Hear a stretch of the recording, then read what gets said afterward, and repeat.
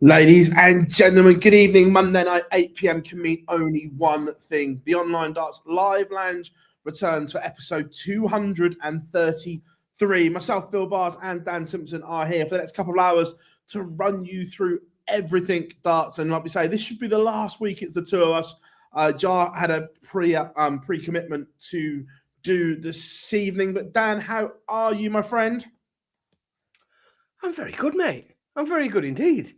Yeah, it's been a cracking weekend, really, hasn't it? I'm in quite a good mood in terms of darts. It had everything we wanted, really. I thought the Masters was really good. In terms of talking points, it's brilliant because we've got all that new production to talk about, which is fun and interesting. Everyone's got a bit of a view on it, and we saw nines and we saw big upsets and crashes out in opening rounds, and we saw a big win. And yeah, we had some rants in the press room as well. If you're gonna run a 4-day tournament, that's about as much as you can cram into it, really. Like it was a lot, but highly impressive. Yeah, absolutely loved it. Yeah, look, 100%. Look, it's a busy time right now. There is plenty going on. There's plenty to discuss, plenty to come up, plenty of talking points, plenty of opinion pieces that we are going to run you through. Let's jump into the chat room first of all, because it is Rant. Malachi is in. How we doing? Dell is in. Kay, how we doing? Of course, Fraser is in. Good to see you, buddy. Bob's is in. Brigley Winters, hello. David, Mark, how we doing, buddy? Busy already, aren't we? We're busy already. David, Dean, Scott, how we doing, buddy? Kieran is in. Kaz Warren says evening. Oh, Shelty. Daniel is in. Joel. Robson is in. I tell you what is Rant. Adam, how we doing? Oh, I tell you, they're all still recovering from what was quite nice. They joined me we had a Friday night fallout. We rarely get a Friday night fallout, and it was bring your own tipper. The Fallout Bar lived up to its title this week, and everyone brought their own tipper. And I think there's a few part-timers in there that are still sleeping it off, I think. Great. Show me how you doing, buddy. James, how we doing, mate? Chris, how do? Look, let's jump straight into it. Let's go straight to the Masters, because one, it's a damn good tournament, and two, it was all very exciting because there was lots of things shiny and new. Let's go straight to it. Let's go to the new production, the new talent team, and so on. First of all, I'm going to throw it out there. That was the best production we've seen in darts. Yes. From Thursday 100%. Night to the final on Sunday, I thought the production was absolutely outstanding. It was fresh, it was vibrant, it was informative. It just was so good from start to finish. And I'm sure that Sky WhatsApp chat with the producers and the production team in the Sky, someone's seen that opening segment on Thursday and gone, oh, fuck. Honestly, some of the way that it was presented, we've never seen darts done like that before. And a few people have mentioned in there about like production budgets. I don't think it's I genuinely, I don't think it's down. Yes, we've got LED walk on, but it's a one-off thing. You buy it once, you've got it. It's an investment rather than an ongoing cost. But I just think sometimes it's being brave enough to try something new, and also to have a bit of faith in, that is, I think we can almost, everyone that I've spoke to about the team that they've selected, the personnel, like when we say it's the best collection of people ever assembled, the reason we say that is most people, if they find an omission or they want something changing, it's like one person. They think, everyone I've spoken to, and we've said, like, that's the best collection, that's the best team ever. All anyone's got to really comment on is, oh, well, I'd swap them for them. You think, well, it's 99% there, then, isn't it? It's like, it's everything barring that one thing that you want. But no, I thought Dan Dawson in front of a big screen was brilliant. I thought, again, the more Geordie voices on the telly, the better. So it was top work. From Pete, I just thought it was brilliant. Yeah, really, really good, right across the board. Yeah, I'll come into shout out, Chad, the message. The Littlers are watching with the Chinese as always. Good to see you all at the weekend. Yeah, look, I'm going to pick up from the very first link where we had Pete at the top of the walk-on doing his bit with the LED bit going. We cut to a promo. Then he's on the stage for something that I've been waiting for so long with Mace and Wayne. They did a bit. Then they went over to Dan on that really, really cool screen with Webby. And it was so fluent and informative. It was just electric. Yeah, I think, and also I think once we got, I mean, that was, you've got the novelty of that, and you think, well, this is good. This is the future of what we're going to be seeing. This is really impressive. And then I thought we got some like really, really intriguing pairings when we got to commentary. I mean, it was brilliant to see, like, you know, if somebody said to me, you know, Dan, you're going to play a darts match, who do you want to commentate on it? I would say, well, can I please have Wayne and Mace? Like, can that be the commentary pairing for me, please? Like, it's a dream pairing. I thought that was superb to see. I thought Mark Wilson did a superb job. I thought he was absolutely brilliant, really, really good all weekend. And I thought what he offered complemented the people that he was working with really, really well. And I thought Mark Wilson fit excellently into that team. It felt like it didn't feel, and I know that, you know, they've all worked together in their different roles. You know, some of them have been together more. Some of them have been together on TalkSport. Some of them, they all know each other. They've been on Euro 2 as well. But I genuinely thought it felt really sort of like established. It didn't seem confused. No one was trotting over each other. Everyone seemed to know what their part to play was. It was really slick. Very, very impressed. Evening, Mado. The other bit I liked as well is that obviously Banksy and the rest of the production team had been listening to the things that were being said in media as well. Because then on the Sunday, we had a really informative bit where we had Dan and Wayne on that giant screen, which was great, talking about the Luke Humphreys longer point, why he wants to change it, what are the benefits. They showed the Littler grouping on a polo mint. Then they showed Luke Humphreys' dart, how the board is blocked because the point isn't as long. And just the way they put that together, like the informative bit, not just, yeah, this will be a good game. They broke it down, what the players have been saying and why they're looking to change. And I thought that was brilliant. That's something that we haven't had in darts. A bit like Monday Night Football, when you have Jamie Carragher breaking down, why is a team setting up this way? We're starting to get that now within darts, that informative bit, why someone is doing it, why they're looking to do it, which I thought was a massive thing. Yeah, and I don't know how much that's included. I mean, it might be interesting to speak, because we know, it'd be interesting to see. I noticed Mace was doing quite a bit when he was commentating on Jan van Veen's games, and there was a lot of talk about the angle, like really informative. And if you aren't a darts geek, it's very interesting to see somebody explain how those darts go in and why it's helpful and how much space there is and what he's trying to do with those darts that he's throwing.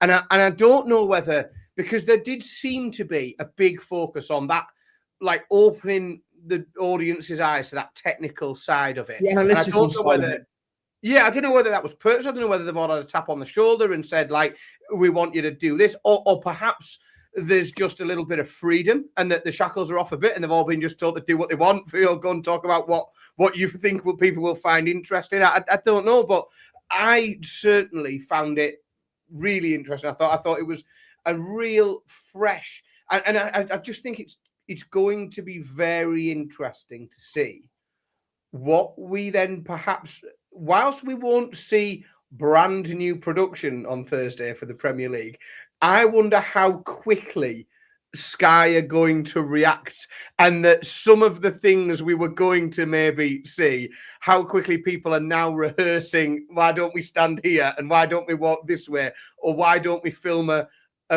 piece about this. I wonder how quick they'll react. You might know. This is the thing, and the fact that what they've done over 4 days, if that brings up darts production to another level on another platform, that's great for us, because then they'll be like, hang on a minute, can we go again? What can we do better? How can we make it better for the viewer? Which is unreal. And this is geeky now, but for those that have been, the jib cam, as I call it, you know, the camera on the great big crane that the guys there weightlifting, moving around. Yes. That had gone as part of this production, and you had that camera almost on a great big sky track in the lights, and it was swinging around from there, and you could get a better range. It could swing right down to the other side of the stage, and instead of some guy with arms trying to hold it, it was all done on remote control on this sky track. And some of the angles and shots they got from it was sensational. Yeah, I mean, they made that arena. And this is geeky now. This is for all the darts geeks out there that love different things like this. That great big old-fashioned pillar of a camera had gone to be replaced by this fluent HD, whatever it was, on a sky track, just roaming around the venue. Pretty much, it could get you a shot from anywhere in the venue. Yeah, I think some of those shots that they used as well made that arena look far, far better than it is. It's all right, but it's not special. But it's some of those shots where they were panning back away from Lewis and then going almost the wrong way, the long way around the arena to get to the walk-on. I thought some of that looked really, really, and we've had, so Be Kind Rewind, we've had this out for days now with the Fallout bar and everything else. Scoreboard's brilliant. Sorry. We'll come on to that in a second, but like you say, like on the walk-on, instead of just the bulk standard in front of him, we had the angle from behind. Yeah. And so on. It was just so different, shots that we hadn't seen before. And look, people were like, I'm not sure, can they do the production? They haven't just done it. They've absolutely smashed it out of the park. It's a real, I think it shut a lot of people up. I think, like in terms of it's night and day from what we saw those last ITV events, which from a production point of view, production only, it was just so similar to what we'd seen 3-4 years ago from ITV. You know, it wasn't, we didn't see it progressing. We didn't see it moving forward. Some of the stuff that we saw this time, I know, you know, in November when I was down in Minehead with you, and you know, some of the pieces that we saw, and I know it's a bit funny and it's a bit kitsch, and you know, we saw Ned and Jackie at the go-karts, and we said no, but it's fun and it's a laugh, but it's not propelling the sport forward into the future. It's not shiny and let's drag in and keep and maintain all these new fans that we've picked up. And I think this production was more of that. I think that's the difference. I think if you were to put some of that next to, you know, some of the go-kart banter and the, you know, Minehead crack that we got a few weeks ago, a few months ago from on the last ITV event, I think there's a big difference in the production. Yeah, and look, the graphics. Let's do the obvious one first of all. The new Scoreboard debuted on the World Series, and it split opinion. I liked it, and I still do. I like the way that they've made subtle changes from the World Series events. They've obviously listened and seen feedback on social media. There's still one glaringly obvious thing that I personally would like on there is how many darts have been thrown in that leg. So if you just come back to a leg and someone's on 350, how many darts have they thrown? You can see that's the one letdown for me that I'm nitpicking here. I like the Scoreboard personally. So what I found on that on it, and we talked about it the other night, and I challenge you to go out, everyone, and do some market research on this, because what I've found is 90% of what I would call the darts purists, you know, the geeks that watch it, and this is what we are, this community, this chat room, like, we are the obsessives, we're the darts geeks, right? That 90% of them tend to not like it. We like, you know, they don't cope. We don't cope with change very well. We want it the same. Everyone I spoke to who's a sort of new fan, not watched a lot of darts, you know, I ask, you know, wife, kids, people at work, what do you think of that? that group of people generally seem to be a lot more positive, and I think they find it clear, easy to understand, modern. That they quite like the animation that goes around of how far through your 501 they are. Like, again, us darts purists, like, it's a bit jarring to us. Like, we go, oh, like, what's that? But I think, you know, the casual fan, the newer fan, people who haven't been stuck in years and years and years of looking at the same scoreboard, they're a bit more open to it, maybe. I mean, let's be honest. I don't think we had an incident where it stopped working and we had to get like a camera shot of the screen off the stage on it or anything like that. So, you know, there's a positive. If it surely a working scoreboard is a good one. Yeah, no. But then all the graphics, I like the bit where they highlight on the stats who had the higher one and so on. Yeah. I think some people said the color scheme was a bit hard to pick out, but look, you can live and learn by color schemes. But I love the format of, right, there's all your columns, and whoever had the red one had the higher in that. I liked that feature. I think that was a really good thing to add. I think there was a lot of it, mate. I do think there was a lot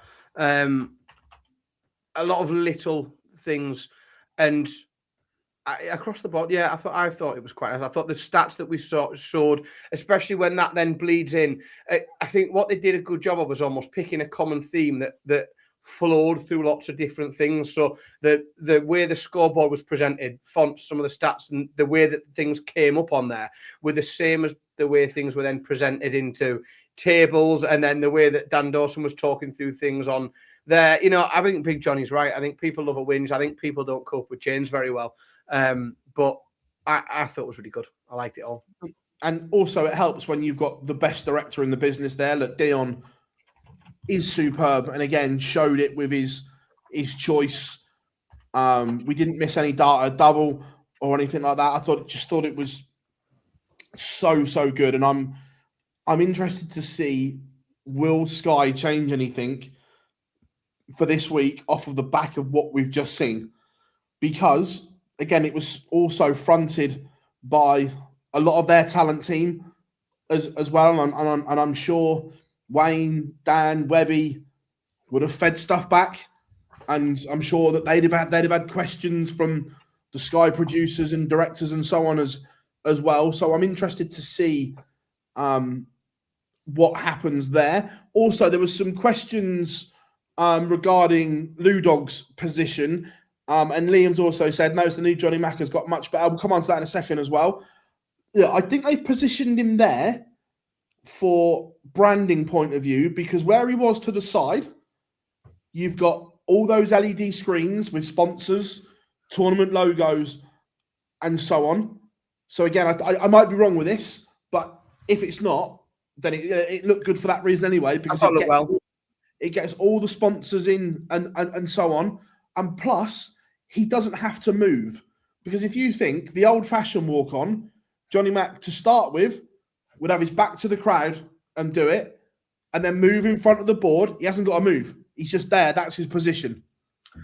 I think the only thing I noticed, and this won't last, like this only happened once. Obviously, that was the first time the players have come out, done an entrance, and he's been over there. I did notice a few of them awkwardly, like shaking hands with the ref, gibbling, and then turning and not really knowing whether, do I walk all the way over there and shake his hand, or do I come? There was just a couple of interactions. And now, again, that only happens once, because once you've done that, the next time someone says, nah, just don't bother. Don't go and shake his hand. He's fine on his own. But I noticed there was a couple of like, oh, yeah. and again, look, Ludog's got a lot of shit since taking over from Johnny Mack and the training. Look, in Link 1, there was a blunder, right? However, again, I don't know this, but I'm judging from his reaction. I think someone said something in his ear and miscued him or whatever. But anyway, that happens in live TV. That happens. But from start to finish, that was the best tournament Lewis has done. I thought his execution of the intros was the best it's been. Yeah, and it's like, I don't. It's difficult sometimes, isn't it? Because like this expectation of perfection immediately is a bit silly. I genuinely think, but I honestly think if you can't sort of agree that he has got better and better with every tournament he's done, then you are just being a bit of a dick. Like because he's got miles better with every tournament that he's done. I think he's still growing into some of the delivery, as in, just some of the, the phraseology of some of the players, some of the intros, how, just some of it is just what sort of flows nicely in a sentence of when I'm giving them their background. Do I say the match play first, or do I say the Grand Prix first? Because some of it's just like the cadence. And I just think, it'll come. And when the first time we saw him, did we think that he'd be where he is now then? Probably not. I thought it'd take him a bit longer. So for me, I think he's moving faster than I expected him to in terms of his improvements. I think he'll keep going on the right, on the right track. I think he'll keep getting better. I think he's good. Yeah, Ducky, I get that point where you say he skips over some of the trophies he's won. That comes with time. That comes with, okay, to start with, I'm not going to overcomplicate it. I'm going to say two of the main ones that they've won. And in time, as he gets more confident, he will add to that repertoire, is the thing. And the less you say, you're not going to make a mistake because it's easy to remember to start with.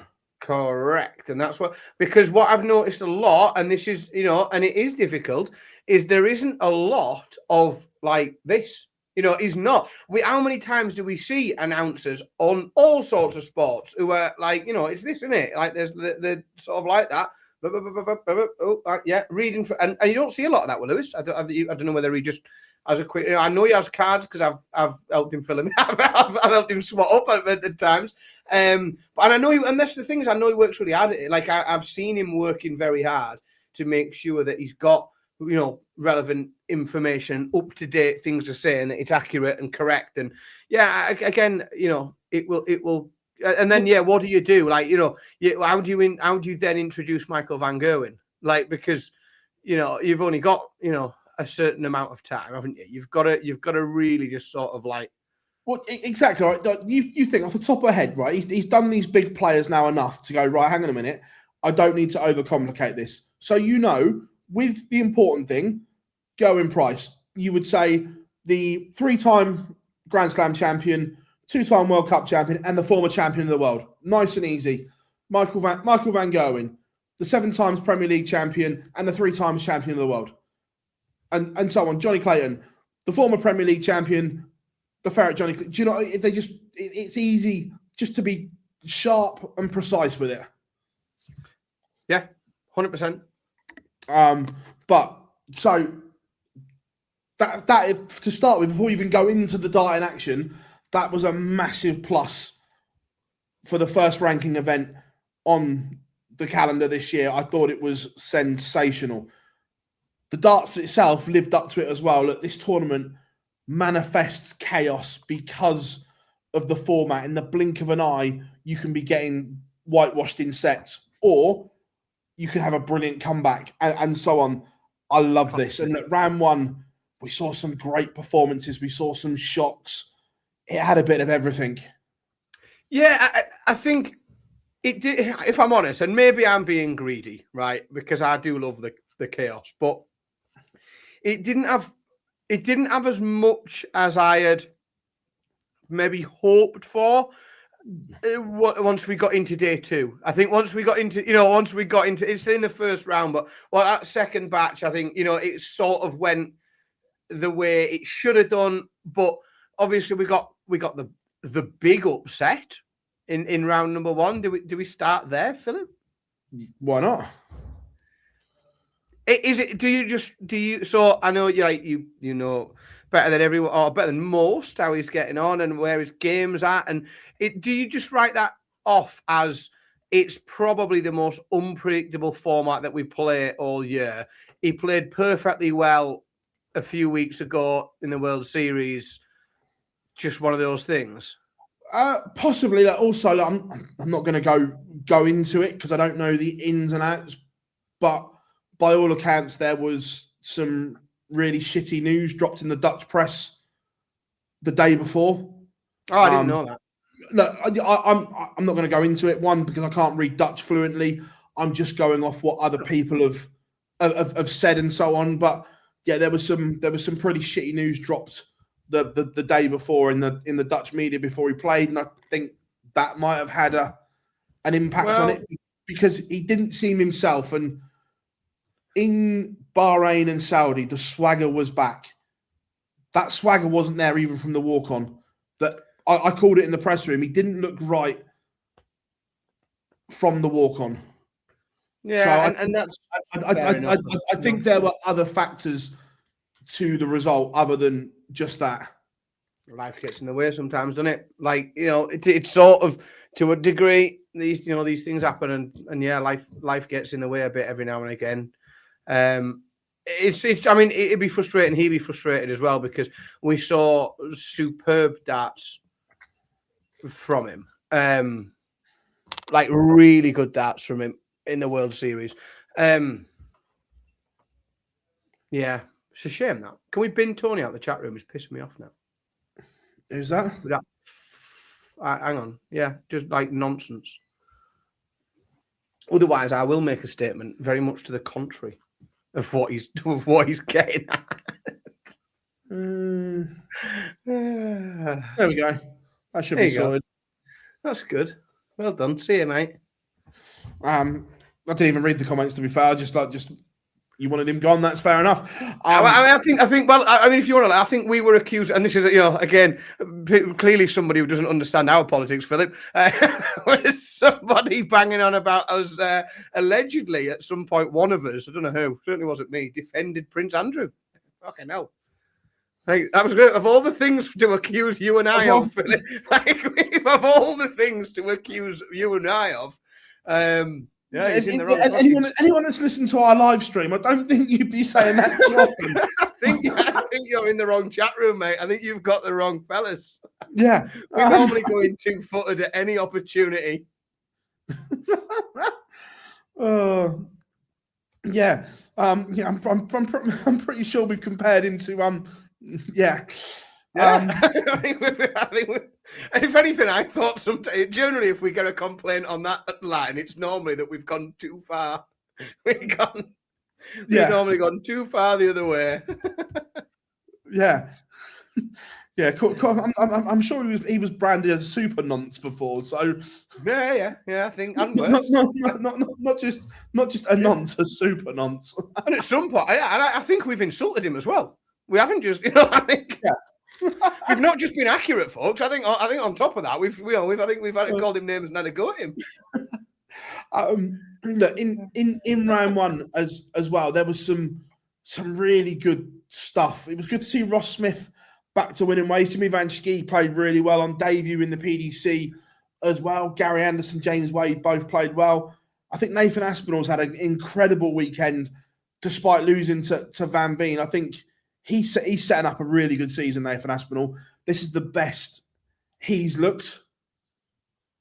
I picked him to win it, and I felt relatively comfortable early doors. I thought, that opening game against Sherman, just shy of 106 average, and like I was sat there smug as you like, thinking, "No, look at, told you all. I told you." Like, and I wanted that chaos of, you leave me out the Premier League, and I thought, right, that first one, 106 average, he's coming to show them, he's coming to give me it. And unfortunately, and this is going to become more, this is going to, more and more people are going to realise that Jan van Veen hasn't got to a world final as a fluke. Like, he hasn't had a couple of good months that's took him to number 3 in the world. He is going to consistently beat the players that you think are the best in the world. And he's going to do it regularly because he's so good. And that is going to be something that's not just going to happen for the next 6 months. It's going to happen for the next 10 years. And, all of the players around, your Gezi Prices, Johnny Claytons, Nathan Aspinalls, Michael Van Gerwen's, they are all going to at some point in a major on the telly be put to the sword by Jan van Veen. You have to work very hard to beat him. And Aspinall just didn't have enough. Yeah, look, another one that a great tournament is Gerwyn Price. He looks like he's ready to cause some damage this year as well. 108 average to beat James Hurrell, 102 to beat Johnny, 97 to beat Dobie, and then losing to Littler with a 99. It's consistency from the Iceman. I like that. It's real Premier League form, wasn't it? That's what I thought. It was that short burst, quick finishing, getting up for it fast that does you well in the Premier League, and that I think he's a massive threat in the Premier League because that's exactly the sort of form that he's finding. Yes, we know if he's going to play, best of 19 against one of the Lukes, he's probably not right there at the moment over that length and that consistency. But in a Premier League format, short, quick, fire up, fire off. Yeah, I think he's really dangerous at the minute. Yeah, I think Luke Woodhouse as well deserves a massive shout out. He had an incredible year last year, and look, he's lost in an absolute classic to Luke Humphreys here. Again, surely this year is the year that he loses that tag of the highest ranked player not to win a PDC ranking title. Yeah.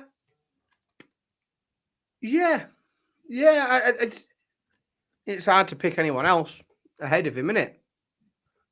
Yeah, I think it's very hard to pick out anybody else. It's really solid and becoming more and more consistent. It's really impressive. Yeah, 100%, really good. He only really loses to the best players, doesn't he? Yeah, like, it's one of those where he started to win matches that you don't expect him to, or that perhaps he shouldn't, and he only really loses the games where someone comes in and puts a really, really good performance in it. You've got to earn your victory over him. He won't give you one. Yeah, Dave Chisnell, the concerns are still there. We said it's a massive year for him. And again, only averaging 86 against Luke Humphreys and just didn't look anywhere near at the races. And apart from the fact that he went 1-0 up, which made no sense. Yeah, that was just confusing. Well, Luke kind of gave it away, didn't he? That he missed all those darts to win the first leg, and then I just got confused. It was as if he'd give him a head start, wasn't it? It was genuinely as if it was a handicap match, and he just said, "Right, start on one," because it was peculiar. But then, yeah, very, very quickly, Luke remembered that he was a professional dart player, and he had to just get on with it. Yeah. Someone said, "Is Dave Chisnell in the match play?" Let me just have a look. At the moment, I wouldn't have thought so. Let's have a look. Premier event races. No, he's not. And he's already 10 grand off. I was going to say, not only is he not, but he's fucking not. He's not by a long way. Yeah, he right now, Dave Chisnell will not be going to the match play. Yeah. Which would be an absolute disaster. But quarterfinals onwards, again, Littler doing littler things, 107, 105, 101, 104, super stuff from him. Luke Humphreys, again, reiterated that he is the second best player in the world, 104, 105, 101, 107, 105. Those two are head and shoulders the best two in the world, aren't they? I know there was a question, is Van Veen and that? Look, no, Luke and Luke are by far head and shoulders above everyone. Yeah, he's not there yet. I think we quite like the four horsemen idea. That didn't quite work out in this tournament. I think spot number 4 is still open. Like I think that's up for grabs. And it could be Gezi, it could be somebody else. But no, there is at the minute, and there continues to be a very, very clear gap between those two and the rest of the world. There may be an occasional major where one of them isn't in the final. However, week in, week out, they demonstrate that they are the two best players in the world. And I think the only other thing really is I think we're very much, or we did at the weekend, maybe it's just because he is an incredibly nice bloke. Luke Humphries was probably more than gracious in defeat and a bit maybe more humble than I would want him to do, because he did reiterate several times that he's the second best player in the world. And I know the rankings say that, and I know he's just lost a final. But for me, at the moment, he tells us all too often that he's not as good as his pal. And I don't know whether I want to see a bit more Eye of the Tiger and a bit more sort of, I don't want Barney back, but I just want a bit more. I don't want to hear that song as an entrance, but you know what I mean. I think we want, and it's the sports fan in you, that you want the best two in the world knocking lumps out of each other. And I know he's just such a nice bloke, is that he hasn't got that nasty streak in him, especially at the end of a tournament when he's incredibly humble and gracious, and when Littler is collecting the trophy, he's not going to stick the boot in, but he's maybe just a bit too nice sometimes, perhaps. Yeah. Right. Littler is one away from eternal greatness, completing the set that's available to him. Obviously, there was others that had won the Champions League, but that tournament isn't around anymore. He's one away from completing the set in under 3 seasons. Luke Humphries on stage called him the greatest ever. Are we getting towards that stage or not? Chat room, get involved. The way I would phrase it, right, because you can pick this apart forever, and you're never gonna. The problem is that conversation as to whether he's the greatest ever, to some people, can't really be had for another 15, 16 years, right? Because what their measure is purely and simply, will he win more world championships than Phil Taylor? Like, that's their measure. I think you have to look a lot at what darts is and was for a lot of the time that Phil was winning those, and the difference in competition levels and professionalism and everything else. The way I think that if you want to get a real handle on how impressive what he's done is and how much of an impact he has had, is to look at the equivalent that's happened in other top levels of someone of that age. And if you look at, if you look and you try and find, a 17, 18, 19-year-old, someone that's come through, or 16, 17, 18, and done what he's done, like, you have to look and you have to think, well, where are the famous people in other sports that have done it at that age? There's not a lot. You can maybe look, you can look to tennis. There's a few players there that have maybe come through. Boris Becker came through young, didn't achieve. His achievements weren't on par with what Luke's done. Nowhere near. Didn't win enough. Didn't win. Didn't dominate as much. Won a tournament, lost a tournament. Won a tournament, lost a tournament. And what we tend to see is we see these huge celebrations of these, these huge stars that come through, and they haven't done it at that age, and they haven't dominated in that way at that age. We celebrate that someone's won a tournament under 20. We say that, so a career, granted, he's won 4 tournaments by 22. Is Alcaraz. Well, I mean, yeah, great, brilliant. It's a lovely achievement. But how can you pick 4 tournaments by the age of 22 and put it against, like, Djokovic, Federer, the dominance then, Murray. Yeah, but then the dominance that Littler's had on a sport by a much younger age. Like, I think there's so little to compare it to. Well, Pele at 17 maybe, but then it's a different thing because it's a team sport. If somebody, I can't remember the name of the winger, if he doesn't swing that ball in and stick it on Pele's head, is Pele at 17? Does he win? So then you're looking into team sports. Like, does Pele score that header if that cross isn't perfect? I don't know, maybe not.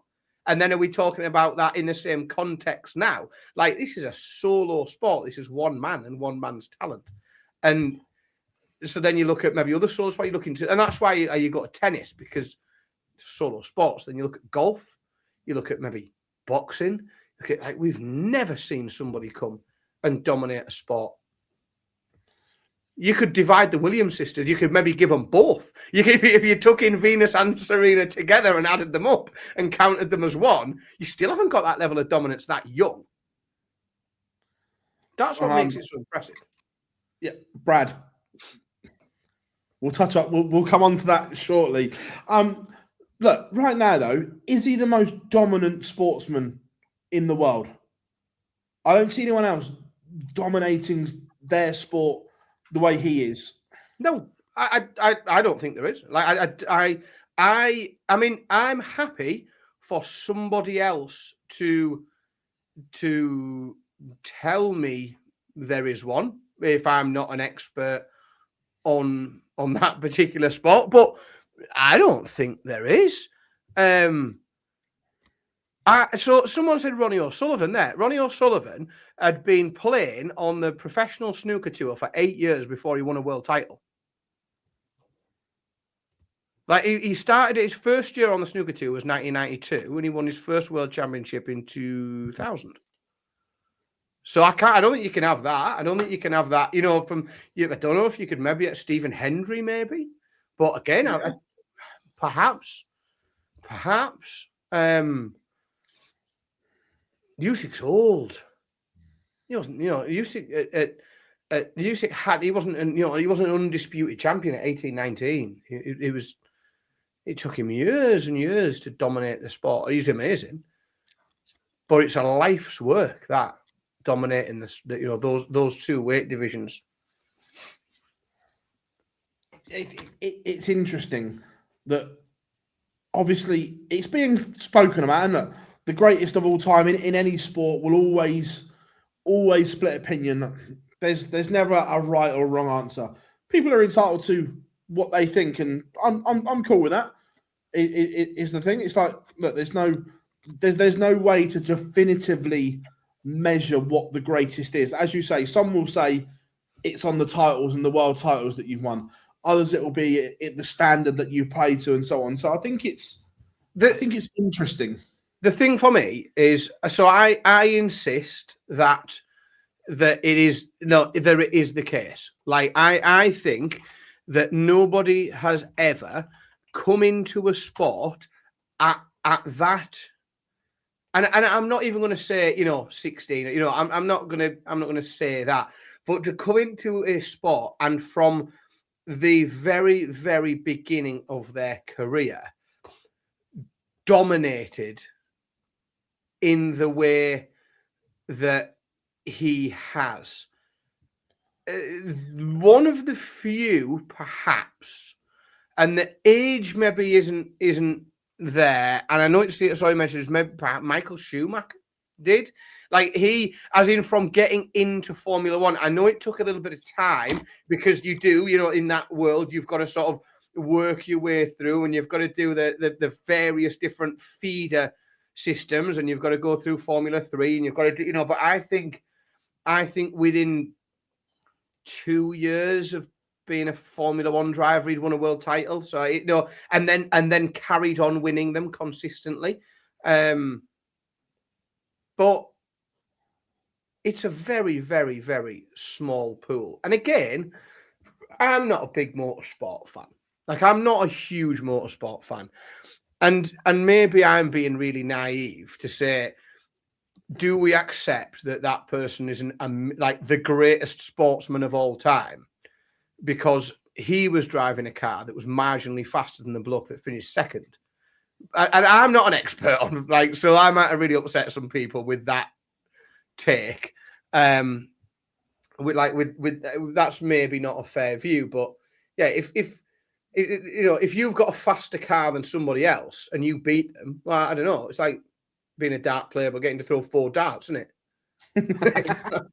No, but like, if you've got a faster car than the other bloke you're racing, like, you get to the end and say, "Didn't I do well?" Well, fucking course you did, yeah. You'd be pissed off you didn't win.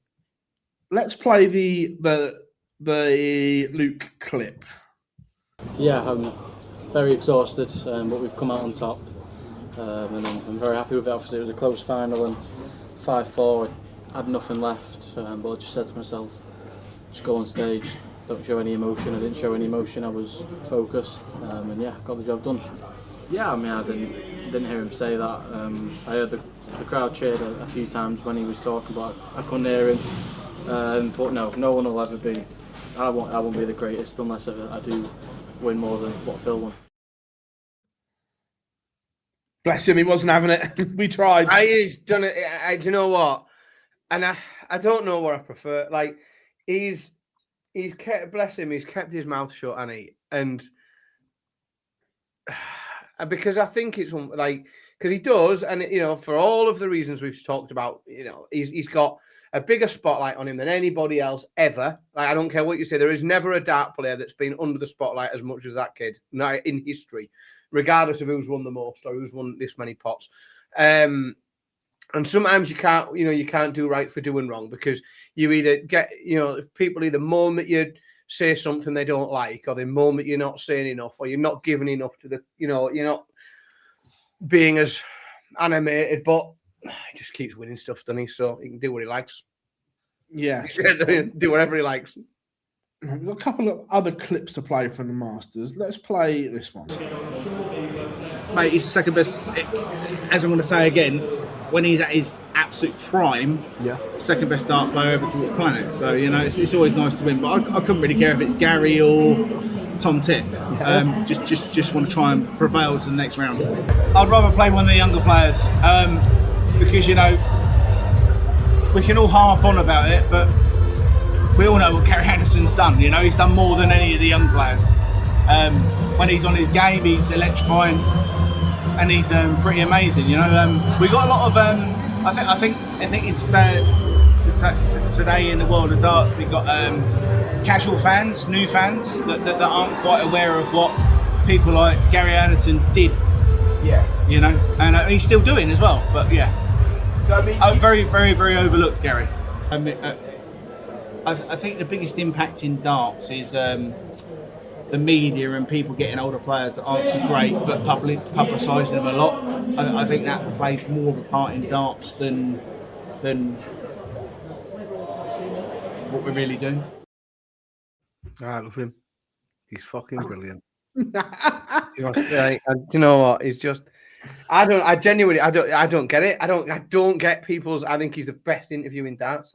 I also think a lot of the time speaks a lot of sense.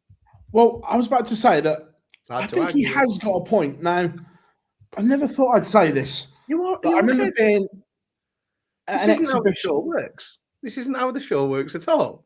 I tell everybody how good James Wade is. You take the opposing view. That's how the show works on a Monday night.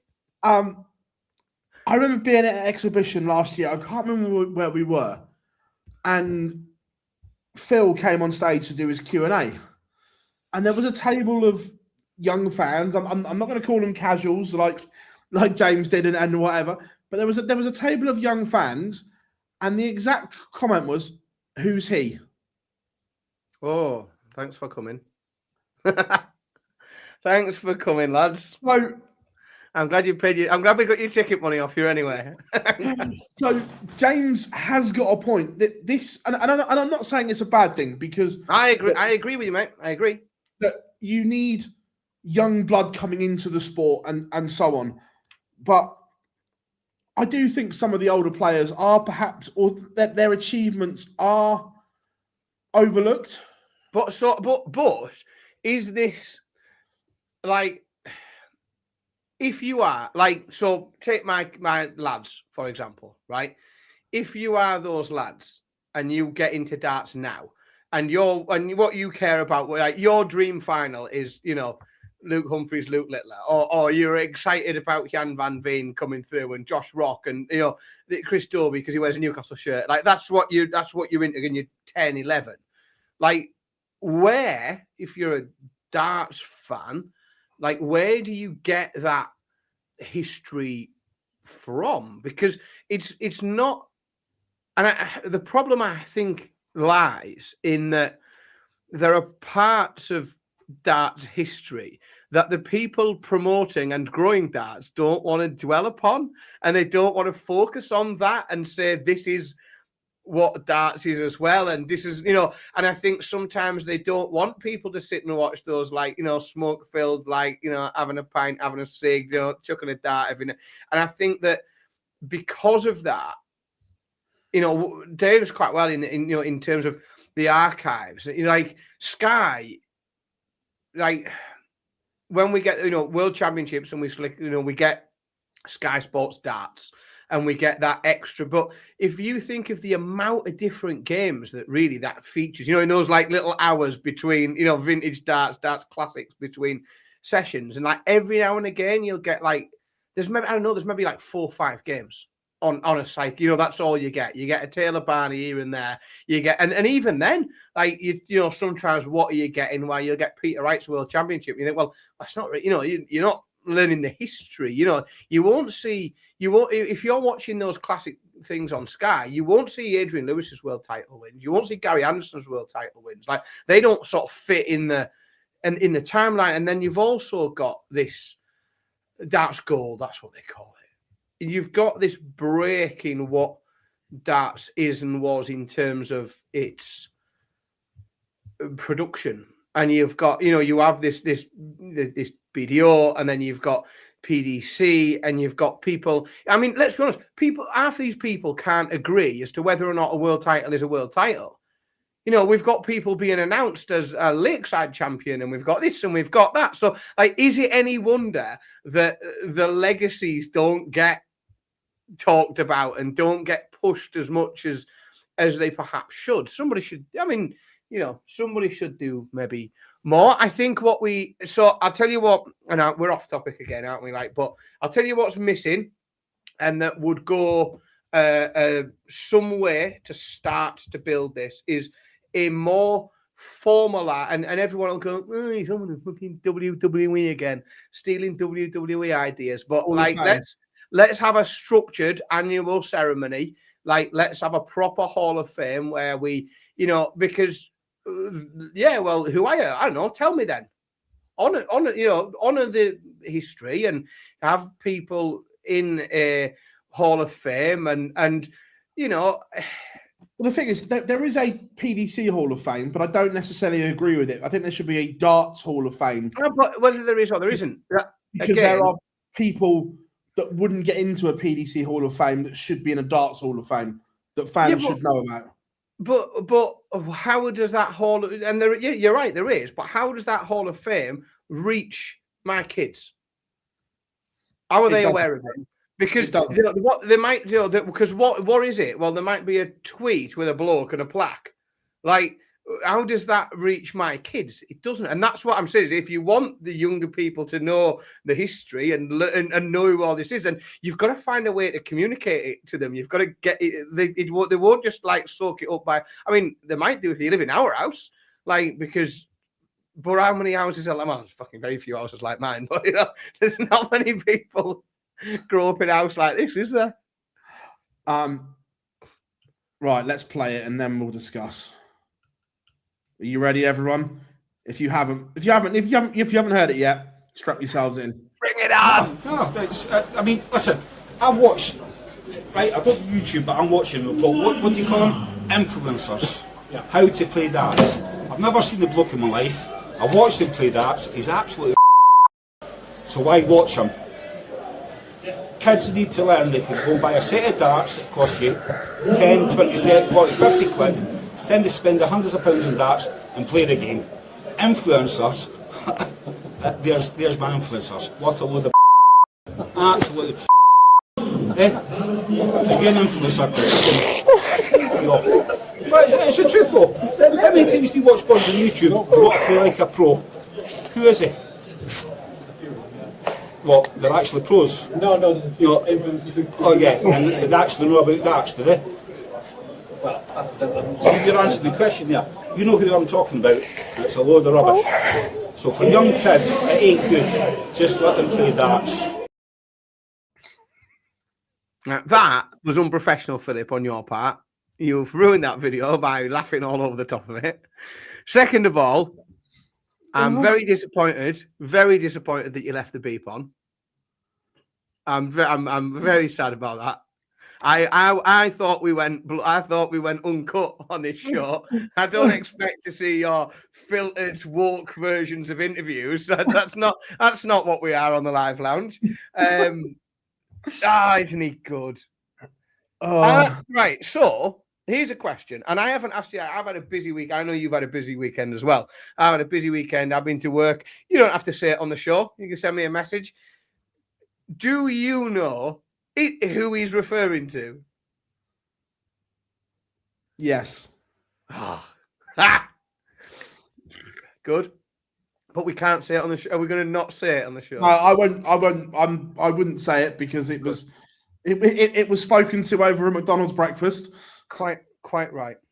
Quite right. Good. As long as you know. Jarlath Eaton. So, is it? No? Stop. No, it wasn't Jar. Yeah, good on him. Good on him. I'm all for that. Why not? He's got a view, hasn't he? This is the problem. Again, you can't moan that people don't express their views and that people are boring and they don't say this, and then moan when they do. And again, I am sorry that if you are if you are a darts influencer, right? If you are going to attempt to tell people how to play darts, then expect Gary Anderson to take the piss out of you because he's better than you.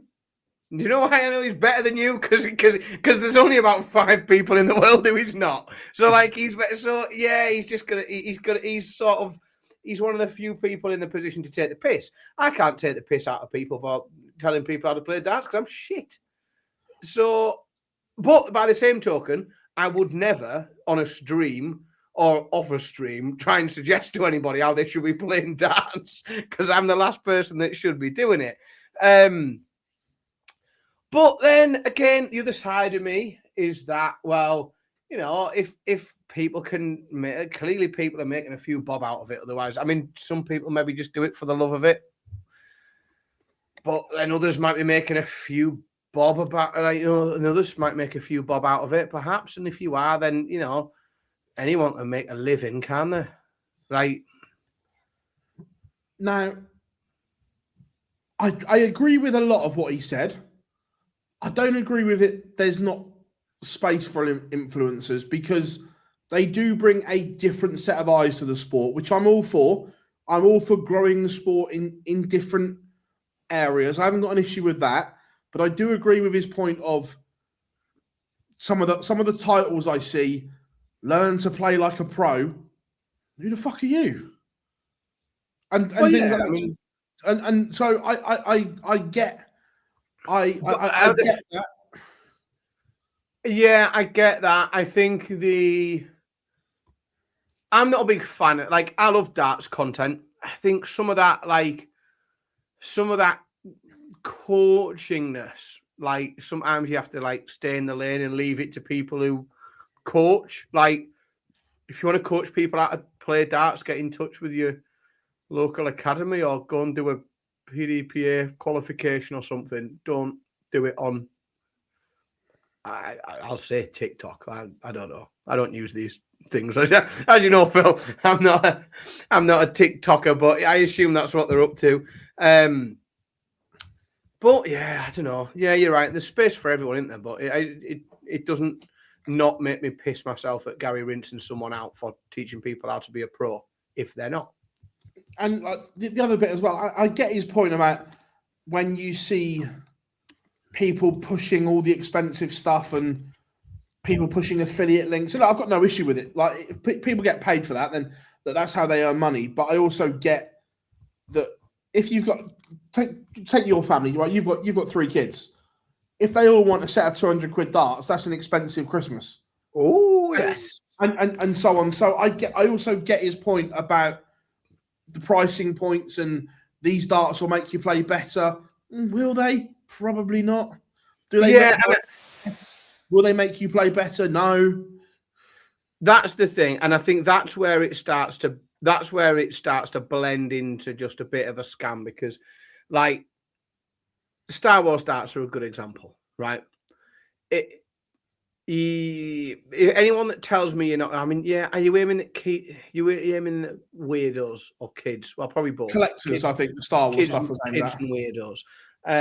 But we got a set of them. They're a nice chuck. Right? They're quite good fun. They're quite nice. Do I think they are any better than loads of other sets of darts? Like, no, I don't. I think they're a decent set of darts. They feel well made. They feel nice. They feel premium. But that's got nothing really to do with how good a darts they produce, in terms of like numbers and things like that. I like they're a fun novelty. And again, I think that's what you have to think about when you're choosing a set of darts, is what is, certainly if you're buying darts for your kids, it's the reason why you're buying those darts. Like, it's very easy to throw money at it. Or like, are you trying to allow them to learn to play the game of darts? So in which case, you've got to sort of like ratchet that up a little bit, and you've got to know where to start them, and move up and develop it. And I think most people aren't going and buying, a 600-700 quid auto scoring fancy dartboard set, when their kid expresses a mild interest in darts. And if you are, you're a fucking idiot, because in 3 weeks' time, your kid will be expressing a mild interest in something else, and that'll go and cost you, £1,000 on ice hockey pads or something like that. Like, what if you just rush into the next hobby and spending a fortune on it? But yeah, the commerciality of it is always going to come, I'm afraid. You have to accept it, that darts is getting bigger. More people are going to make money out of it. The money in the sport is going to go up. But with that, there's going to be an awful lot more people looking to commercialize every element of it. You are going to see more and more and more collaborations, cross-branding, darts with things on, influencers with their own brand of dart, and you're going to see more of that. Like, we haven't got the OD barrels yet, but never, one day, who knows? We've got some flights, haven't we, somewhere? Well, I don't know. What are you producing there?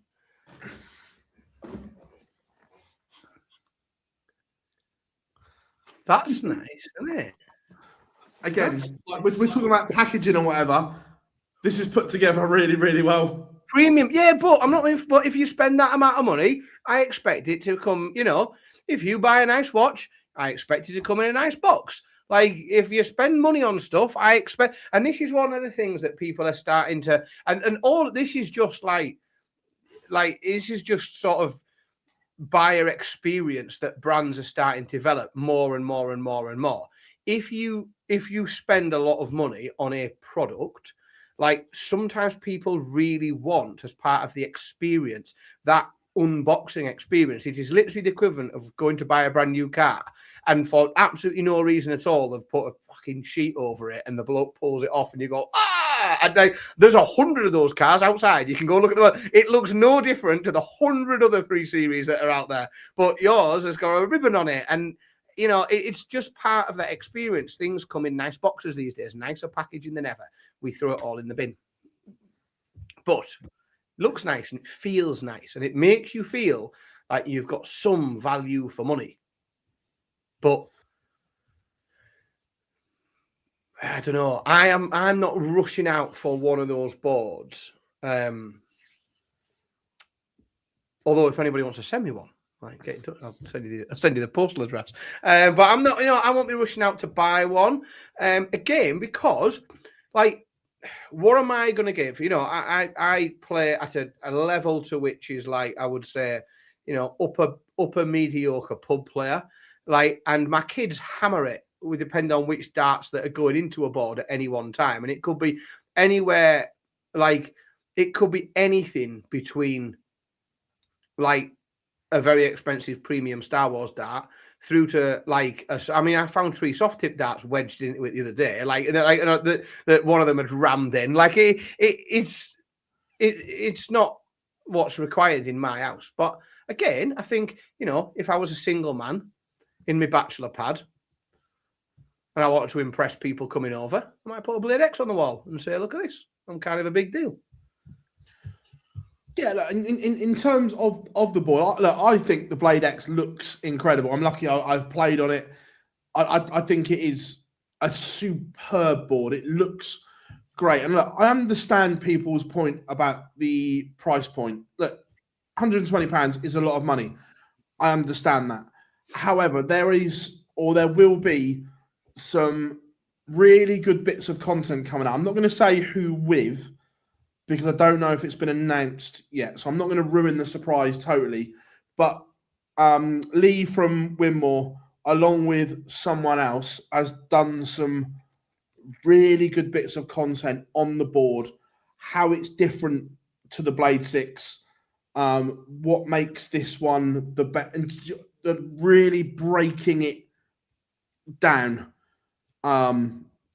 So when that is released, I hope people watch it and listen to what's being said about the geeky, the technical stuff, what makes it the new generation of board and so on. Do you know what I mean? Yeah, I think just one point I want to sort of cycle back to a little bit, because it is something that I think it's something that's like on the rise in darts, but I think other sports have seen it and people have sort of rationalized it a little bit. Like, how many people, like you and I are fairly similar ages, right? How many mates have we got between us? What percentage of your mates have got a set of golf, that have a garage, have a set of golf clubs somewhere in the garage, right? There's loads of people, and you can go and spend 150 quid from Sports Direct on a set of irons, or you can go and spend £1,000 on a set of irons, right? I'm telling you now, unless you are a particular level of golfer, it's going to make fucking no difference whatsoever to your golf game, right? There are some people that might think that it does psychologically. There are some people that think they gain an advantage. You've got to be of a level before that type of equipment starts to really make a difference. Like, if you're driving 250 yards, like, yeah, you might be able to squeak an extra 10 yards out from buying a particular fancy driver or whatever. Like, yeah, great. That's what the bag is. But it's, for most people who play golf as a hobby, they'll be able, whether they think it, like it, or whether they just want a fancy set because they walk around a posh golf course in a posh area and they want posh clubs to match. And that's fine. Yeah, great. But their level of darts doesn't warrant them buying a set of golf clubs that they can't pick up in Sports Direct. And I genuinely think that there's an awful lot similar in terms of the darts that are coming out. There are people that, and I don't think there's the that sort of middle class nobbishness that you get on the golf course where you should be having one of these type of bags and this type of thing with darts. But there are people that want to show up in the pub or on their stream or whatever with the top end stuff. People want to be seen to be doing well, don't they? But yeah, realistically, if you are of a level, then you can go and spend 500 quid on a set of darts. It ain't going to win you a world title. It's probably not going to win you your local pub matches. Couple of bits in the chat room before we move on. Says, do I think the thinner wires help the scoring at the Masters? Yes, I do. Look, from the oche, when you're stood there, I can't even see the wires. They are that thin. So look, with thinner wires, the targets are bigger. Does that help the scoring? Yeah, 100% for me.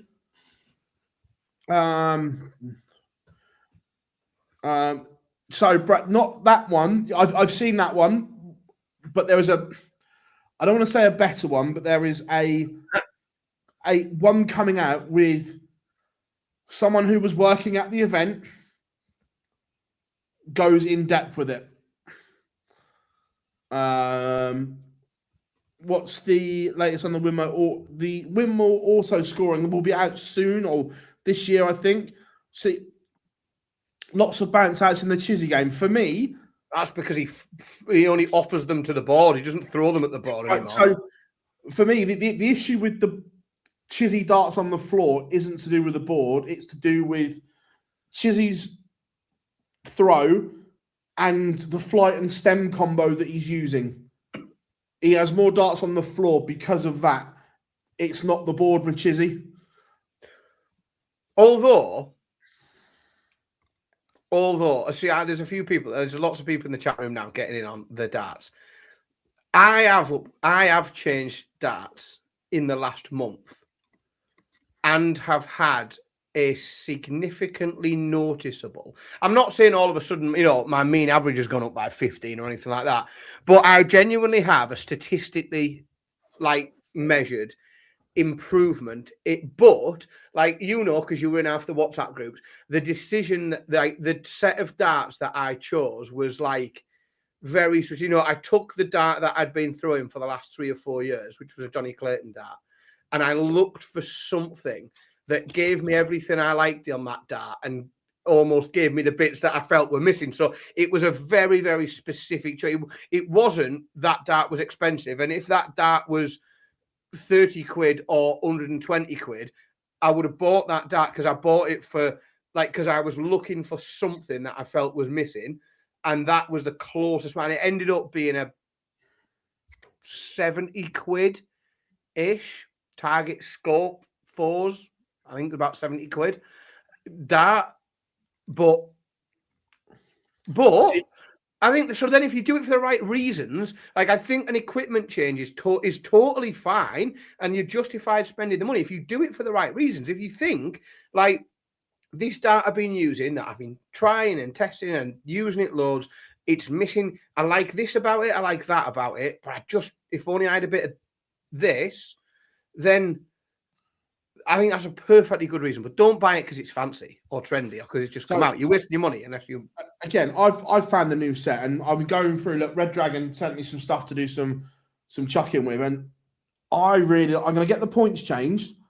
But the Red Dragon Recon, I really like them. They're pretty, aren't they? They're very OD flights on them as well.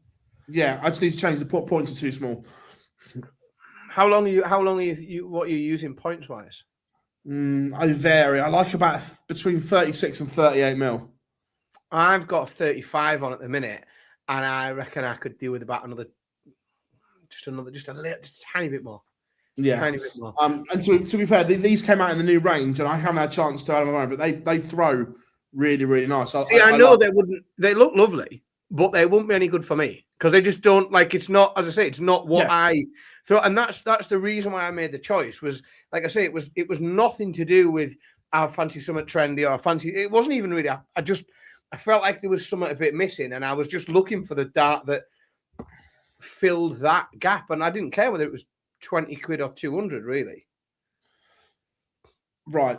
The Premier League is back down. Is that time? Not only is it back, Philip, but it's up here. It is. Night number 1 is in Newcastle. The road show. Is it a controversial road show? Maybe. Look, it doesn't float everyone's boat.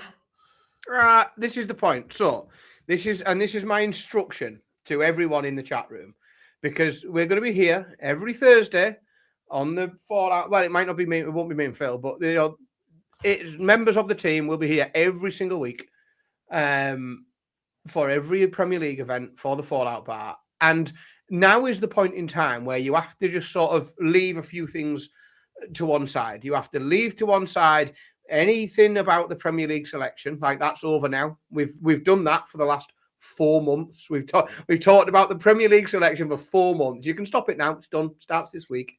And then you can stop whether or not you like the format or not, because it's not going to change between now and Thursday. It's starting. So you're not going to change anything influencing. Now is just the time to start to enjoy it, because at its core, whether you think it's part of the mythical Triple Crown, whether you like the format, whether you agree with the selection, no matter where you think the Premier League fits in, there's just going to be some darts on the telly every Thursday, and they'll all be dead good at playing darts, and it will be great. So just enjoy it and stop moaning.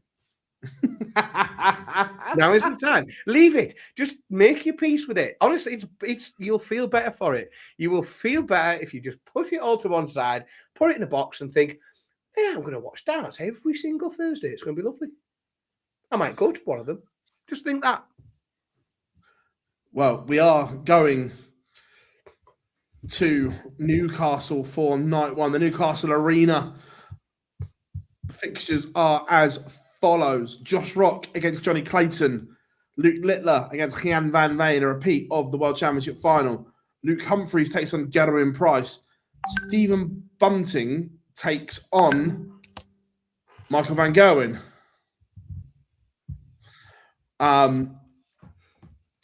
Interested by this one. Look,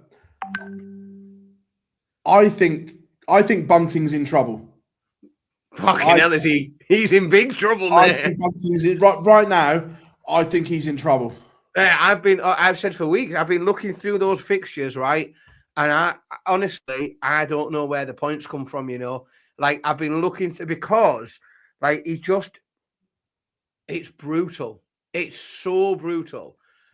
And as he goes through the weeks, I look each week and I go, nope.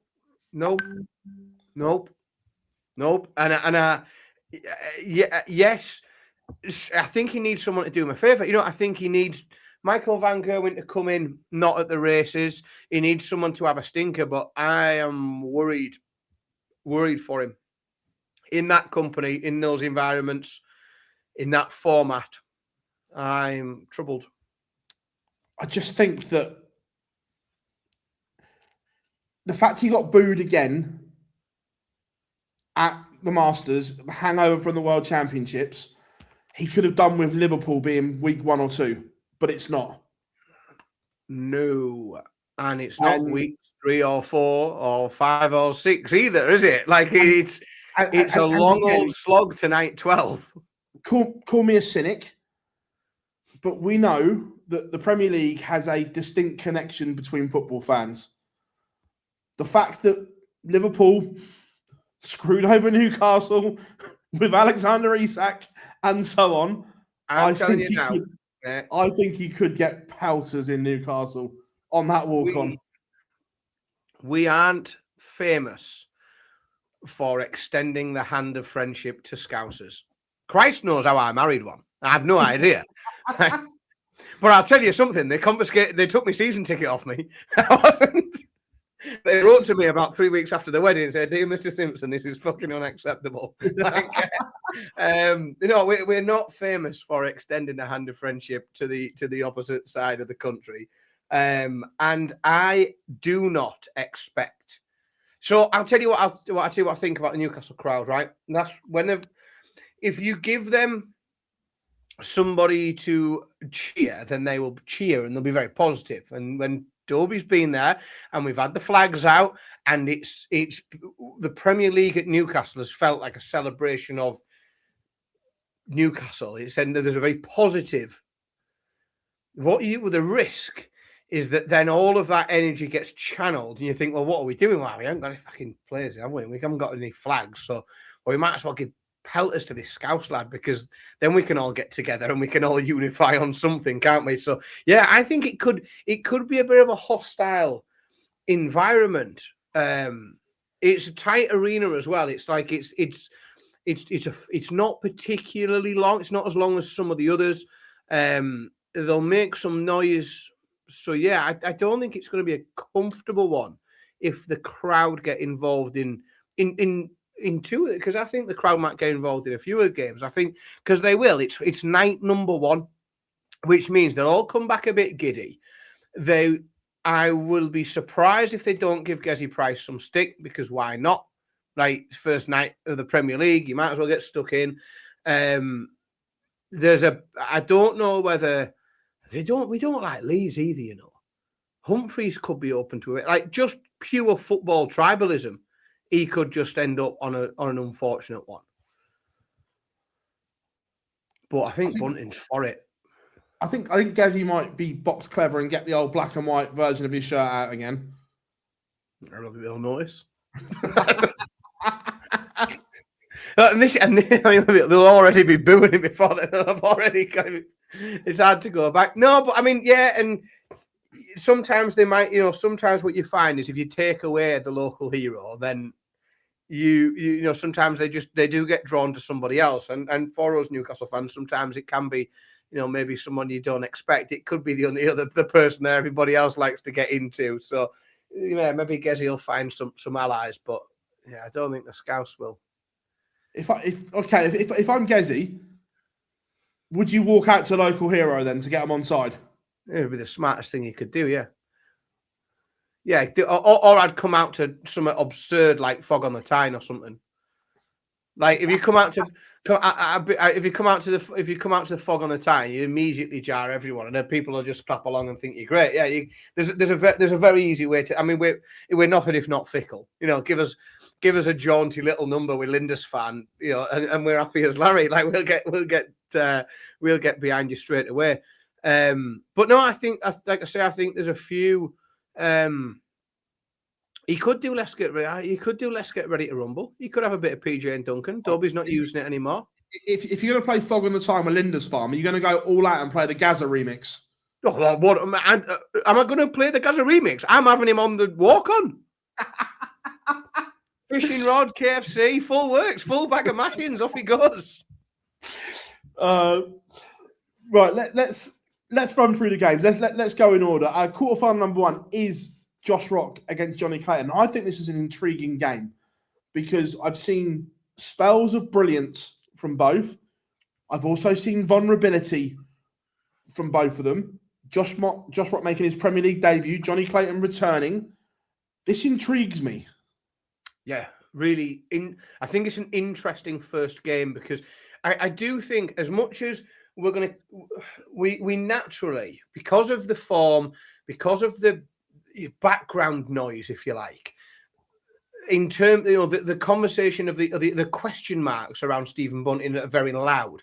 I think there are question marks, like both of these players. There are question marks because Johnny's had a brilliant year, but he's been up and down, and he really needs to prove that he's back. And Josh Rock is, as good as he is, unproven in this environment. So I think there are questions over both of these players. I think it's a really intriguing game. You want to pick? Yeah, 100%. Chat room, get involved as well. Where are we going? Who takes the opener in Newcastle?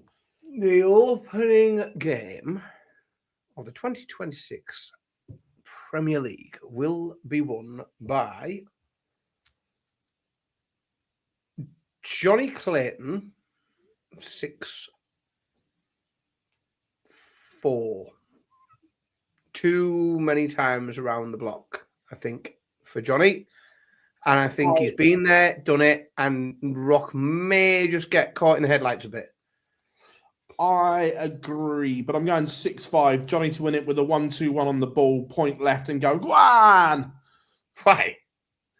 I should contact my bookmaker. You seem incredibly sure. I'm going Johnny just on experience. Look, I think Josh will have a good Premier League campaign. I just think there may be a few nerves on night one, so I'm going to edge with safety and go with Johnny. Then a repeat of the World Championship final. Luke Littler taking on Jan van Veen. Look, Van Veen, we know, has played some lovely darts. Littler is Littler. He says he can do 125 average in the Premier League. He says he can do 612s. So equates to 125 average. I mean, he can. He can. Yeah, no, that is definitely possible. Like he can come out and do 612s. The only problem that I have, and it's not a problem, is that he keeps just starting slower than he should. And he gives himself work to do. Like, I'll never forget. I think I've got PTSD from only probably because I had a bet on those games in the match play where he went 5-0 down and 4-1 down, and like, oh man, I had to go outside. I was stood out the back getting some fresh air. I couldn't go. I went and stood out the back of the arena, and I think it's such a short format again in it, but But second game on, it'd be nice and warm. Get a chuck in before 6-2 Littler. 109 average. I'm going 6-3 Littler. 108.97. Cheeky. I've gone for the decimal point as well. Cheeky. Going into the bottom half of the draw, I think this is going to be an absolute belter. Luke Humphries against Gerwin Price. I think this could be tie of the night. Both of them played very, very well. Luke Humphries was outstanding at the Masters. Gezi played lovely as well. I think this is going to be an absolute belter. It will be, but it'll be won by Luke Humphries. Because what Luke Humphries does, whenever he gets beat in high-profile matches, the next time he comes out, he plays ridiculous. There is a little angry side in him. I think sometimes it thinks, fuck yeah, I'm sick of that. Got beat there. Better go and play mint. And I think he'll turn up and play absolutely superb. And I think Gezi will play all right. But I think Gezi's like ton average won't be enough because I think Luke will like come at him really fast, break him early, 6-3.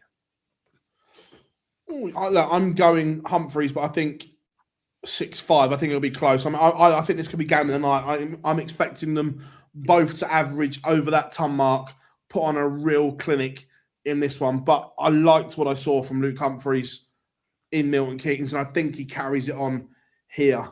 Last one, Stephen Bunting against Michael van Gerwen. What are we saying?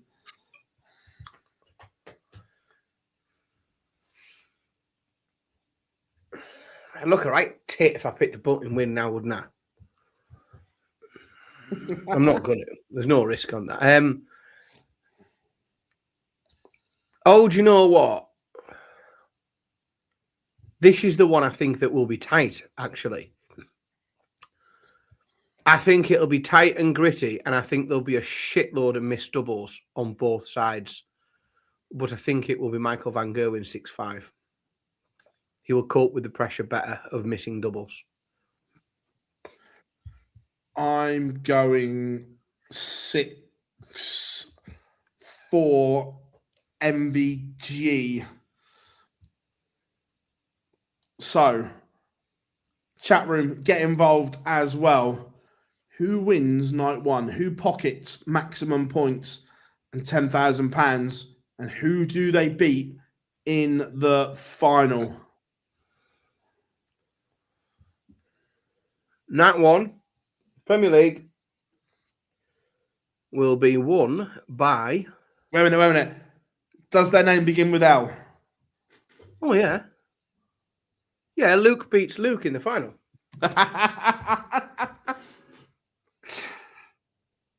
You wouldn't believe how many times I've had that argument with Bet365. Which one? I told you, I just said Luke will win. Like, Luke will win. Stop pressing me for it, Luke.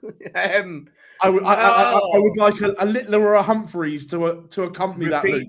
Repeat or revenge. I'd always go revenge because, like, if you're going to meet each other in a final and then play each other again in the big arena 4 days later, like, you've got to mix it up a bit, haven't you? It's got to bounce the other way. Because this is what, like, the fan in me wants to see these two knocking lumps off each other for the next 17 weeks in the Premier League. Like, I want it to be hugely competitive, pushing each other. Like, can Luke Littler average 125? Yep, he can. Do you know, I think the environment in which he does that is when Luke Humphries is pushing him to that. Like, I think that's where, if it happens, that's where it happens. I think is when Luke Humphries it can get his level as close to that as possible, and they're pushing each other on. I'm going to go Humphries to beat Littler because I'll go revenge rather than repeat if they're gonna do it twice in a week. Share it out. I'm going repeat. I'm going Littler to beat Humphrey 6-5. Close again. I think it'll be close. I think it's going to go to the wire. But if Humphreys won the ball, I'd say Humphreys wins. I think it's going to be that close. They are by far the best two in the world. And whilst we're talking about the Lukes, what did everyone think of Luke Humphrey's new shirt? I liked it. Yeah, it's not in my top 10, but I like a button-up shirt. I like a smart shirt, something formal. No, it's nice. Yeah, it's as I say, I don't think I'll be rushing to the shop to buy one, but I don't generally, I think I don't wear dark shirts really. I wear my Mervyn King shirt, but it's different, isn't it? That's different. It's different wearing a Mervyn King shirt. I just plain black. But nice shirt. Like it. Yeah, no, I prefer it to the old one just because it's got the colours complement each other a little bit better. You've got the white with the sky blue makes it pop a little bit more. So I just think it's a bit more vibrant, and I like it. Yeah, it's like I said, it's a nicer shirt than the last one, and I think that's all you can really want. I tell you, my criticism across the board, and this is and I still can't understand how people and maybe they've modelled it, maybe they've tried it, tested it, and said it doesn't work this, but can't buy my kids one. Billy comes to me and says, Dad, I really want a Luke Humphreys shirt. I've got to say to him, oh, sorry, son, they don't start until like medium men's, smallest one you can get. Not of it. I still blows my mind why. I think there is you can get I can get a Luke Littler shirt. Can't afford one, but I can buy one. A Luke Littler shirt in but I think there are only two sizes. I think I'm almost this is going to cost me again, isn't it? But I think I'm almost at the size where one of the lads fits into one size and the other lad fits in the other. So I could find me having to buy two of them at some point this year. But yeah, it still baffles me why dart shirts aren't available in kids sizes. I think it's an odd decision. If you're growing the sport, you've got academies all over the country, you've got people coming through. Why can't they wear a shirt with their favourite player on? I think this is because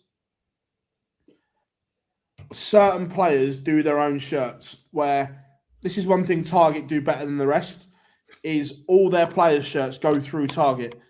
So you can get them, and like you say, you can get them in kid sizes, where other manufacturers, players deal with their own, make their own, and so on. No, and I get that.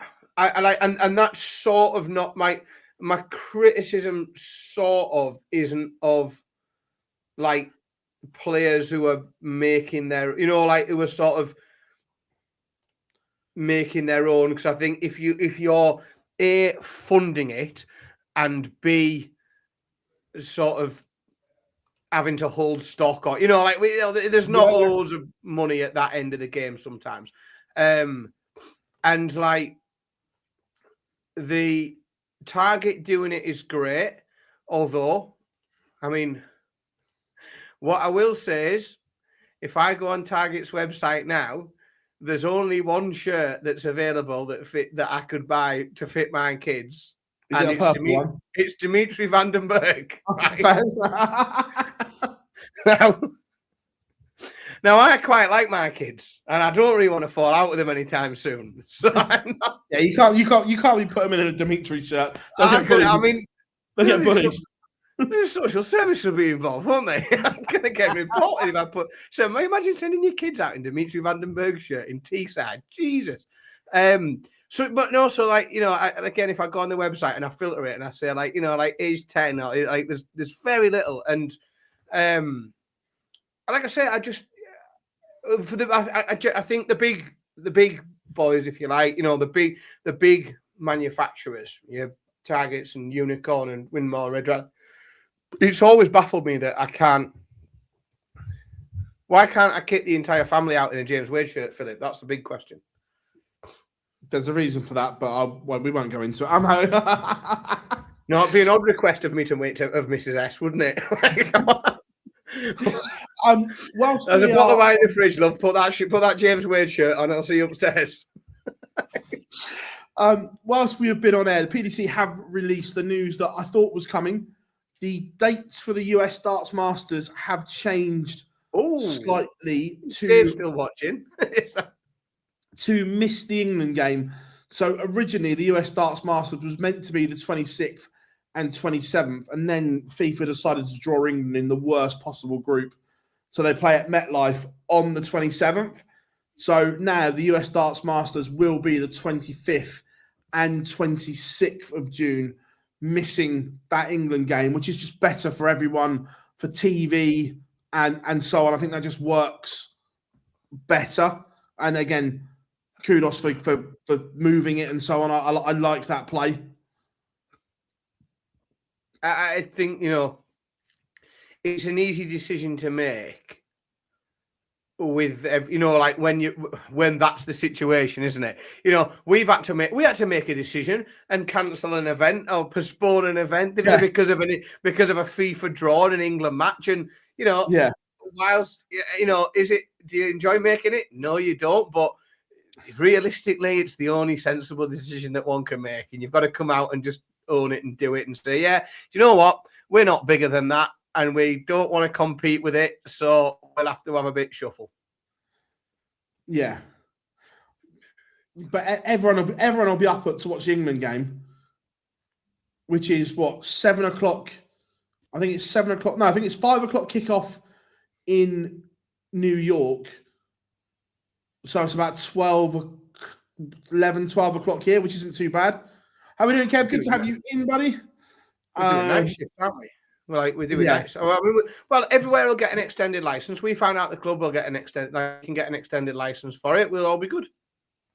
Yeah, I had a good chat with James at the Masters. He was good. It was nice. He said his tops hitting was like watching me play. I'll take that as a compliment. He didn't because he couldn't hit it. I wouldn't, but I'll take it as a. No, it was nice. James was in a really, really relaxed manner at the Masters, which was good. And a relaxed James Wade is a dangerous James Wade. Is the thing. I promise you, my words, that man puts his hands on a trophy this year. I guarantee it's happening. Puts his hands on a trophy and lifts it into the air. Which one? I know which one I want it to be, but I don't think it will be that. I'd like it to be the UK Open, and it could be, but it won't be. It'll be Slam.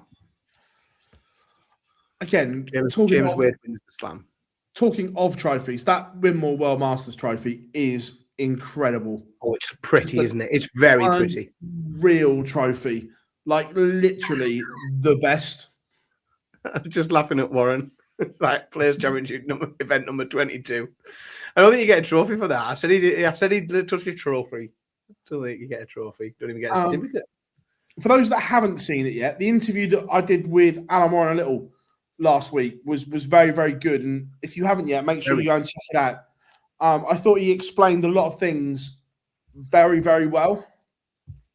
I thought it was brilliant. I think it's deeply refreshing. Like, I was really impressed. Like, he's lucky enough to spend some time with Alan, where people aren't watching, where we're not doing it for this and for people watching and, that sort of thing. And he's a lovely, lovely bloke. And I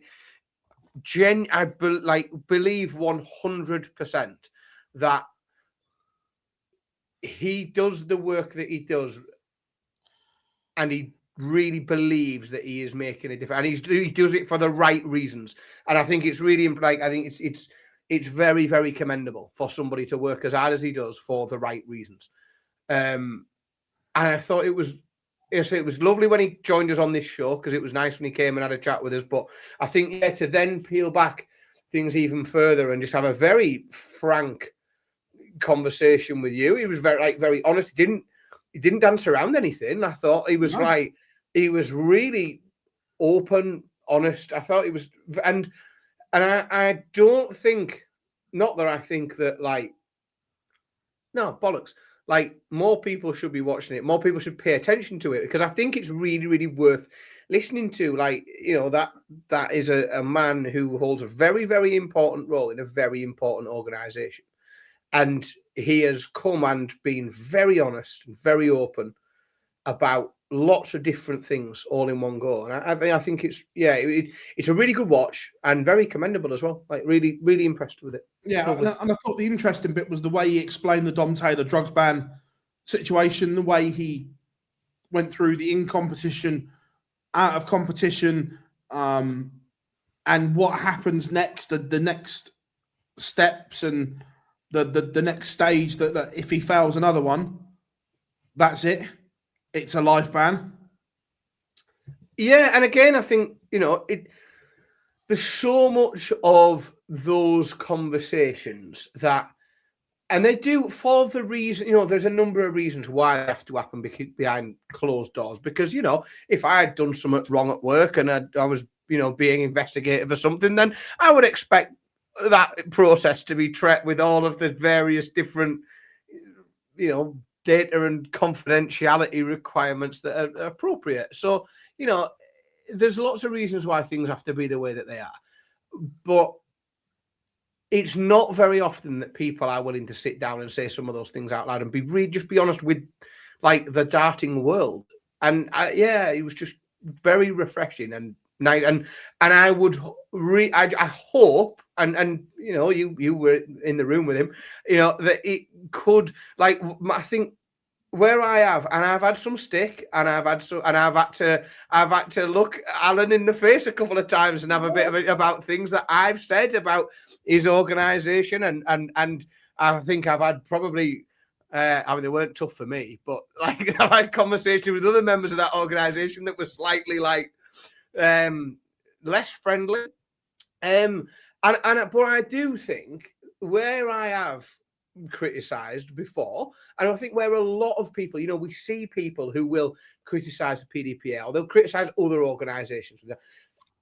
If you really boil it down, it often comes from a place of, like, it's a lack of knowledge. And I've said it before. I've been honest. I've said it to Alan. I've said it. I reiterated it to Peter when I spoke to Peter Manley about it. Like, don't let people make assumptions. I think Alan does the best thing. He'll come out and just tell you, this is how it is. This is why it is. I can't tell you always this, but I can tell you this. And then it's so much easier to then understand the perspective of the organization and what the people are trying to do and how they're trying to achieve things. Very refreshing. No, 100% agreed. And people was like, yeah, he had a pop of me at the end. Look, do I regret saying it? No, because that was my opinion. But I also respect the fact that, one, he listened to it, and two, he had to set a balls to go, I think you were wrong. I've got no issue with that at all. No one is ever going to agree on everything in this world, and that's perfectly fine. No one is right and wrong, right? People are allowed an opinion on things. And I liked it. Well, I think we've always said, and sometimes, and I think sometimes people think that we either mean it as a piss take or we mean it as a bit tongue in cheek, is like, we have always said that there is an open invitation for anyone that takes exception to anything at all that we say to educate us and put us right. There is an open invitation on the show. Like, and we won't do it right. We'll speak to you behind closed doors if you want, but if you want to do it in public, we will as well. And we've said it to everyone. Alan's one of the very few people that has took us up on that offer and said, all right, then, I'll come on and I'll tell you exactly what I think and why you're wrong. And I'll call you out on it. And if I think you've said something stupid, I'll tell you. And I'll tell you why you've said something stupid. And this is what I think. And I think, all right, full credit. And I wish more people would do it. I wish more people would take us up on that offer. 100%. And look, credit to Wazza. He's better than the other one that still thinks I stitched him up. He's still going around telling people that I stitched him up. No, those words came out of your mouth, you idiot. There, I said it. I don't know what's being said about me then, because I know. Oh, you know, straight up, he had a conversation with someone within the last 3 to 4 weeks. Oh, come on. This was about April last year, wasn't it? Straight up, he had a conversation with someone within the last 3 to 4 weeks, and he is still adamant that I stitched him up. Yeah, I asked you a question. How you word your answer is completely up to you. Yeah, and I think that's where so I'll tell you where I went wrong, right? Was that I probably didn't just, I should have just directed things back at what was said, because I went in with some opinion, and I went in with probably, a fairly weighted opinion, and I took some fairly one-sided opinions. Whereas in reality, the story, the thing that I think got people intrigued and interested was like what had been said, and that had been said by someone that filled a particular role. But again, like I spoke to Peter privately.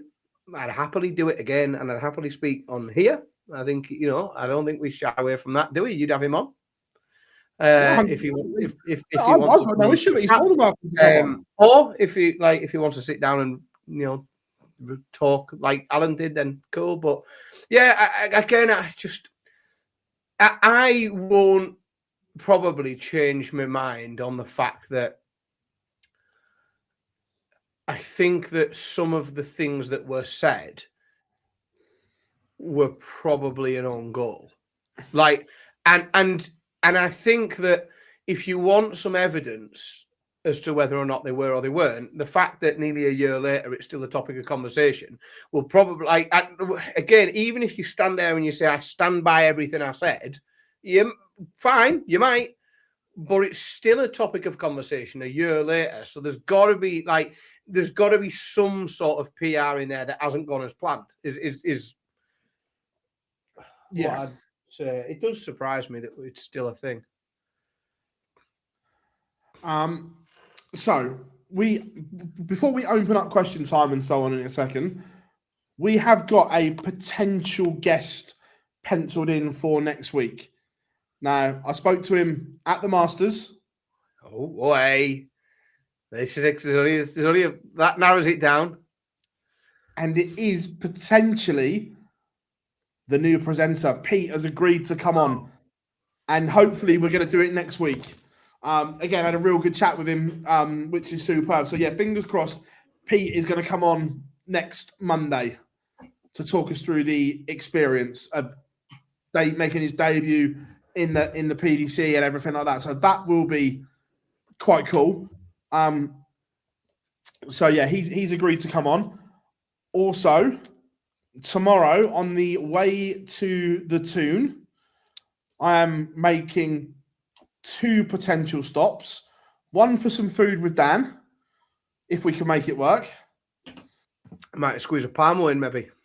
And 2, I am stopping at the Prince of Wales on the way. You're going to my favourite pub? You're going to Wilkeston on the way? I am. You're a lucky boy. Which can mean only one thing. You're a lucky boy. The sit down with Mace. Yes. Well, that'd be interesting. Well, it will, because I'm hoping, my little task for you here, Philip, is to try and find out, a bit more information about that production over the weekend, and how much of it was given to them and how much of it was them letting the reins off and doing sort of what they wanted to do and not being pushed down one direction or another. So yeah, there's your little task there from me, is to dig a bit deeper into that. What do you think about Darren getting defensive when he talks about the people? Look, if you're passionate about something and someone is criticizing it, you're going to get defensive. We all do it. If you are passionate about something that you do, then and someone's criticizing it and you don't agree, you'll get a bit defensive. I think it's a fair one, Dan, wouldn't you say? I think that that's how people react and so on. But I also think there's lots and lots of different things going on, and it's maybe not everything, and I think sometimes when the criticism comes in, it's very generic and it's like big umbrella, that organization, that, whereas in reality, those that are working very hard at it, at things that organization delivers, probably actually do a lot of very, very good work that they can be very proud of.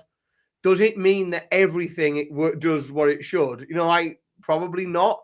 But realistically, when someone's criticizing things, and we've done it,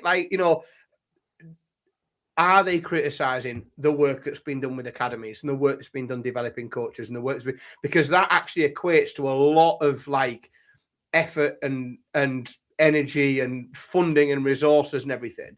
And to some people, that's almost, they're the big achievements that have been made. And I think when you get generic criticisms across the board of, well, that's shit, I 100% understand why someone would say, fuck off, that's right, you're full of shit. You have no idea what you're talking about. You have no idea about all this that's gone on here and all this that goes on over here. And you're thinking of one thing that you've made your mind up on, and you're judging this entire operation on it. So I understand that. Yeah, look, 100%. I don't. Glenn is far from arrogant. Glenn's one of the nicest people I've ever met. He's one of the nicest men in darts, and there's some lovely blokes in darts, but Glenn is one of the very, very best. 100%. I'm a massive fan. Question for you both: out of 10, how do you rate Wade's purposeful and contrast shit house attempt? Look, I'm not a fan of all the signing and all the photos on the walk-on. I'm not a fan of, and that isn't just James. That's just full stop. I'd rather have an absolute banging walk-on, and then the players go down and sign stuff and have selfies after the game. In an ideal, look, I appreciate not everything's in an ideal world, but I would prefer that. I have a slightly different view, and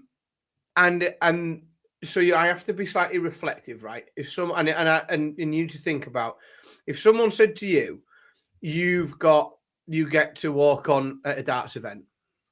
I'll tell you how long they'd need for me, about 25 minutes, because I'd I-5 and have a chat with every single person on the way up. I would absolutely make the most of it, and I'd enjoy it, because and people will say he's shithousing it, he's delaying it, he's doing this, he's doing that. I think it's all part of his process, and sometimes I think a lot of people think his process is for other people, rather than his process being for him. And I think sometimes you have to realize that the processes that some players go through isn't so much about other people, and it's more about them than it is, and I think he quite likes that. I think he takes quite a bit of joy and comfort and confidence and whatever else, that he quite likes the fact that people are there and they are interested in seeing him and they're there to support him. And I don't know, but I'd need half an hour, me, because I'd go around every single person in there, sing they'd have to repeat my walk on over and over again. The girls would be knackered, the cheerleaders would be battered on stage. They've been doing this for 45 minutes while I've had a chat with everyone, bought everyone a pint at the bar, still on his walk on. Just enjoy it, make the most of it. Kev, we spoke about this in depth earlier. We all loved the production the PDC put on. It was the best that we've seen in darts. We both agreed with that.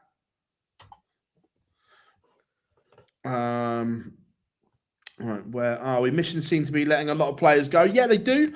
But I also think that, again, I might be speaking out of turn here, but so what? When Mission first started as a brand, I think they signed a lot of players to quite long deals that they shouldn't have done, and now they're just being let go. At the start, before they had people in there that knew the sport a little bit better, I don't think they did a particularly good job of signing people, and now we're just seeing them dwindling off.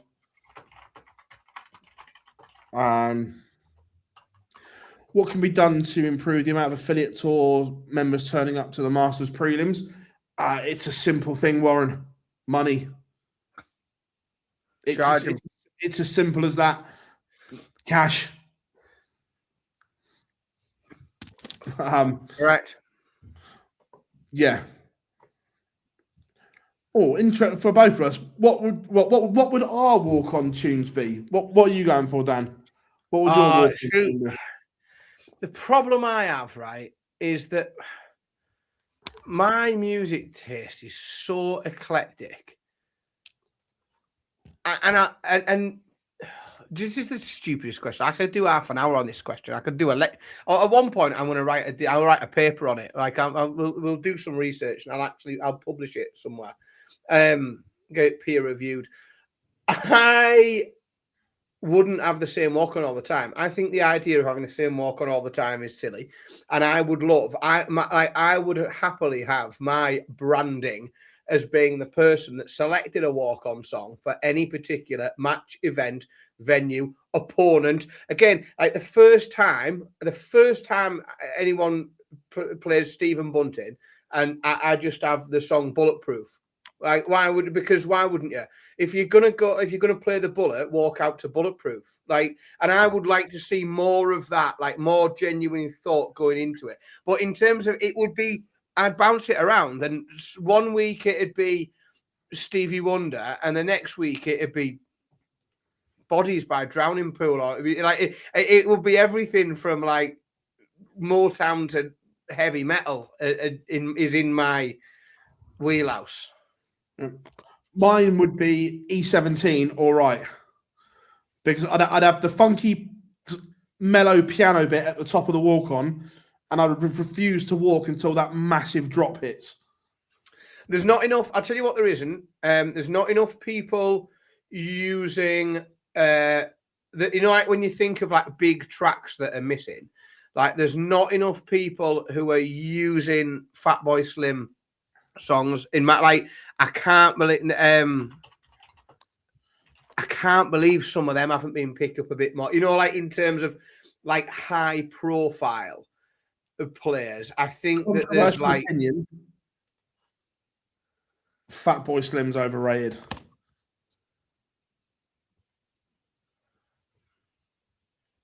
Oh, fucking hell.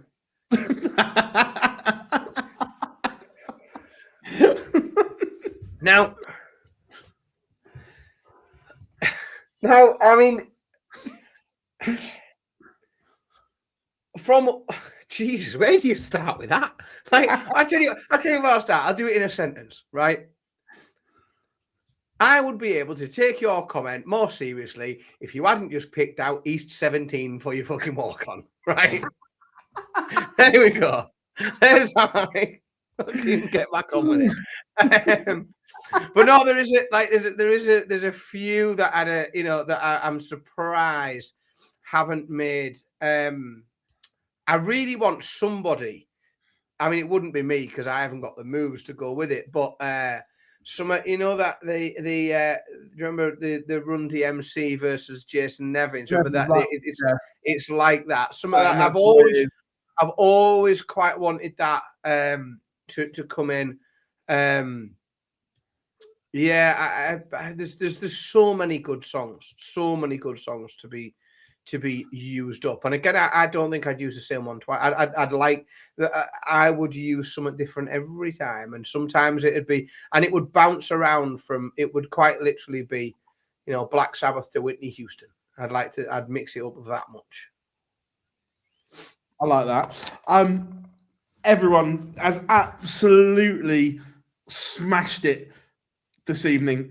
Thank you so much for anyone that has either dropped us a message in the chat room or privately. We know some people like to message us privately.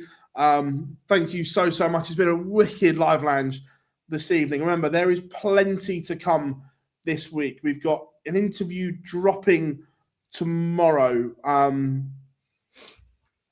Tom, the CEO of Nordor, really good one. We didn't get a chance to get it out beforehand. That's coming out. We've got Media Day on Wednesday, so we will speak to all 8 I will try and get the Premier League preview up as well. The Fallout Bar returns on Thursday night, and then Monday next week, the Pro Tour returns as well. I've been working on a few little bits.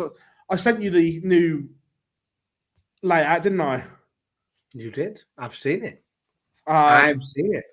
Just working on a few other bits as well to try and make things all good. Hopefully, I'm still waiting for the table to be delivered. I've got everything else in here waiting to go down. The chairs are all I've made all 3 chairs up today. We've got we've got live lounges back. Sorry, Fallout Bars back on the regular Thursday, and we've even got our little jingles now, haven't we? We've got prediction time. We've got like the production's going through the roof. Going through the roof.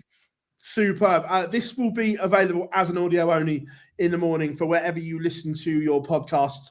But one last time, if you haven't, make sure you drop us a like and subscribe, because we massively appreciate it as always. But I've been Phil Bars, Dan Simpson. We have been the Online Darts Live Lounge, and we'll see you all very, very soon.